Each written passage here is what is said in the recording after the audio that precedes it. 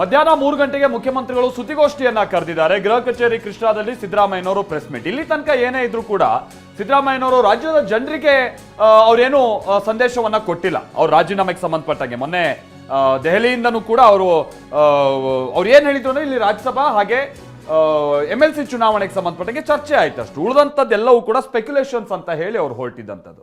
ಹಾಗಾಗಿ ಈಗ ಅವರು is answerable to this people of the state.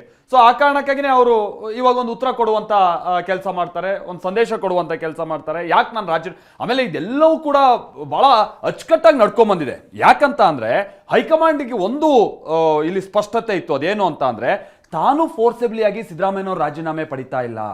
ಸಿದ್ದರಾಮಯ್ಯನವರು ಸ್ವಯಂ ಪ್ರೇರಿತವಾಗಿ ಹಿಂದೆ ಕೊಟ್ಟಂತ ಮಾತಿನ ಪ್ರಕಾರವಾಗಿ ಅವ್ರು ಬಿಟ್ಕೊಡ್ತಿದ್ದಾರೆ.